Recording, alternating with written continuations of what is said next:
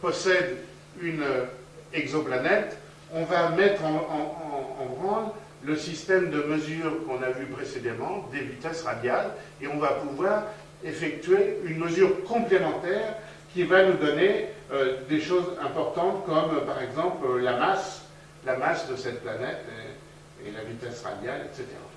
Donc en combinant ces deux techniques, on va avoir plus d'informations sur la planète extrasolaire. Alors, elle est donc très proche de son étoile, et donc on va pouvoir analyser l'atmosphère de cette planète quand elle passe le limbe. Alors ça a été fait justement pour cette planète dont on parle, et on s'aperçoit qu'on a détecté de l'hydrogène dans l'atmosphère de cette planète, mais c'est donc la première fois qu'on détectait de l'hydrogène dans l'atmosphère d'une planète extrasolaire. On a détecté aussi du carbone, de l'oxygène, donc c'est des choses plutôt sympathiques, hein. Mais on s'est aperçu d'une chose assez extraordinaire, c'est que cet hydrogène s'évapore. Regardez, on a mesuré à chaque fois que l'on passait dans le transit cette planète traînait une queue d'hydrogène que l'on pouvait mesurer, et qu'il y avait, donc cette planète ressemble un peu à une comète avec une queue, hein. Et cette quantité d'hydrogène s'étendait très loin de cette planète, à plus de 3 rayons, au-delà de la limite de Roche, hein. Donc elle part dans l'atmosphère. Vous savez que la limite de Roche, c'est ce qui retient la gravité qui retient autour d'une planète ou autour d'un corps pour que les corps ne s'échappent pas. Et donc l'atmosphère d'Osiris, si proche de son étoile, est chauffée de façon extrême, elle se dilate, elle est soumise aussi aux forces de marée, et l'hydrogène est aussi poussé par le vent stellaire, comme elle est proche de l'étoile. Le vent stellaire, c'est comme le vent solaire, hein, avec notre propre soleil, hein. C'est le vent solaire qui a en partie chassé l'atmosphère de la planète Mars, hein, au niveau de notre système solaire, hein. Et là, on va voir que donc on peut dire que Osiris s'évapore. Et regardez, voilà, ça c'est donc la planète Osiris qui passe devant son étoile. Et là, vous voyez, c'est la courbe d'absorption du transit. On voit bien que c'est pas très franc tout ça, et que ça traîne.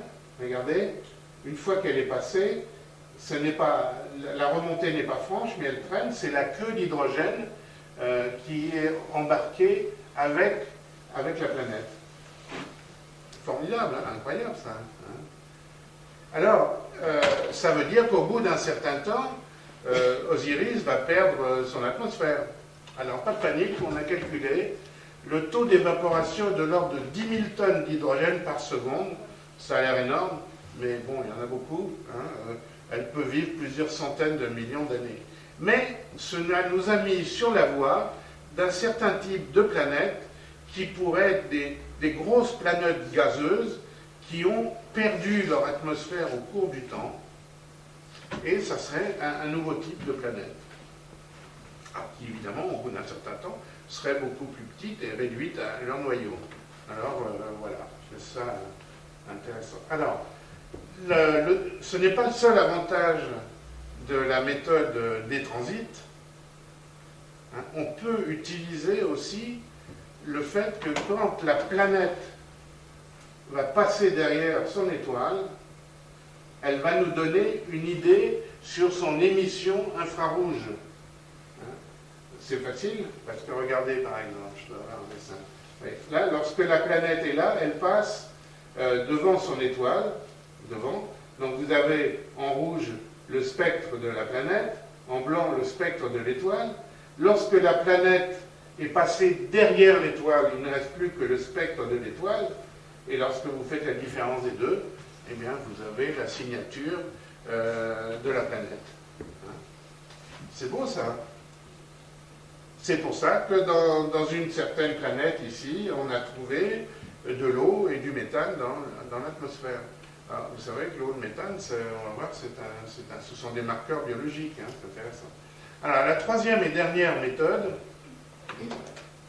pour mesurer pour détecter les exoplanètes, ce sont les lentilles qu'on appelle les micro-lentilles gravitationnelles. Alors, comment expliquer ça? Vous avez un objet très lointain que vous ne pouvez pas voir normalement. D'accord? Et il se trouve qu'à un moment donné, supposez qu'il y ait une grosse masse qui se passe, une galaxie, une étoile importante qui passe devant, dans la ligne de visée, entre l'observateur et cet objet lointain. Vous savez que Einstein a dit que la masse courbait l'espace. Une masse importante courbe l'espace.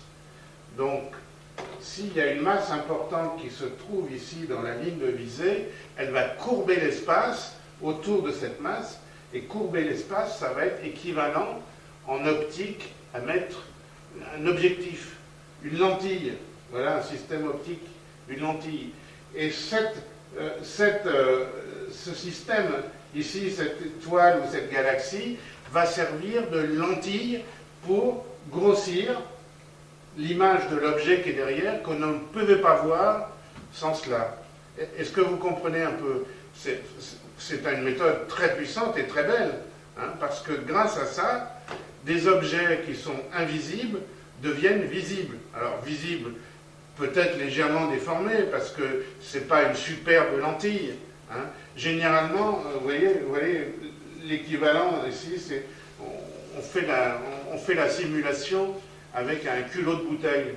Vous prenez un culot de bouteille et vous regardez une bougie plus loin, et vous le bougez un peu, vous voyez que ça donne différentes formes.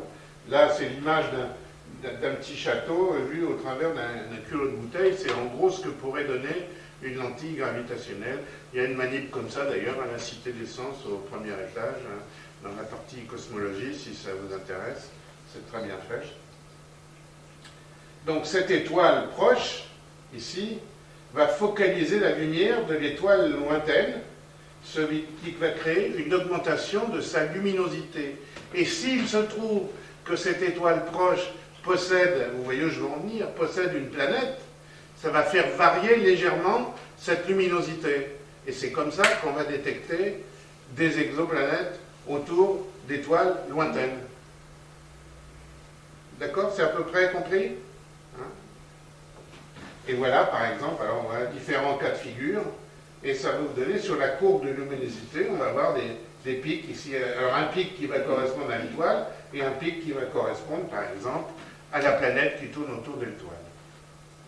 Alors c'est une méthode qui est surtout adaptée aux objets lointains, vous avez compris. Hein. Donc c'est bien, ça complète avec la méthode des transits qui est plutôt pour les objets proches. Voilà différentes explications de ça. Enfin, ceux que ça intéresse, ils peuvent prendre ma présentation après. Voilà une autre une représentation. Ça c'est l'étoile, ça c'est la planète.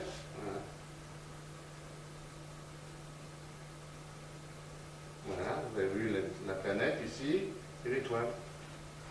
Alors ça c'est une simulation, ça aussi c'est une simulation.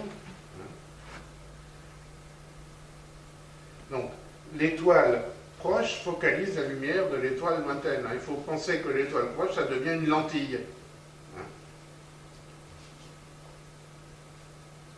Et on a découvert, effectivement, comme ça, on a commencé à découvrir des exoplanètes lointaines, avec des numéros un peu bizarres, je vous l'accorde, peu importe, mais voilà, un relevé réel. Cette fois-ci, ce n'est pas une simulation, là. On voit, ça c'est la photo donc par le télescope, on voit pac, pac, pac, les deux pics. Et ça c'est une étoile qui est un peu plus loin que les autres, donc 19 000 années-lumière. Voilà, on a vu là les trois méthodes pour détecter des exoplanètes. Maintenant, on va essayer de rentrer un peu plus dans le vif du sujet, on va parler de la zone habitable. Alors,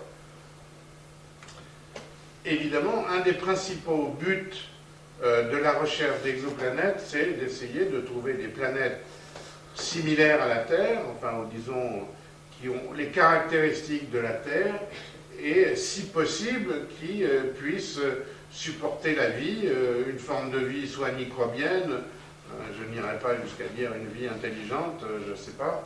Et pour cela, on va voir qu'il y a quelques caractéristiques de notre belle planète qui sont fondamentales.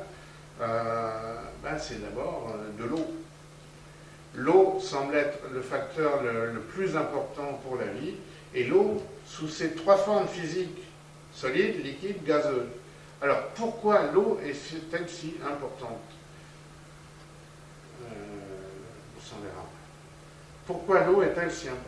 Eh bien, il y a deux, trois caractéristiques de l'eau auxquelles on ne pense pas, et je vous en prie, si vous devriez retenir qu'une seule chose d'aujourd'hui, c'est ça, c'est cette diapo, c'est important.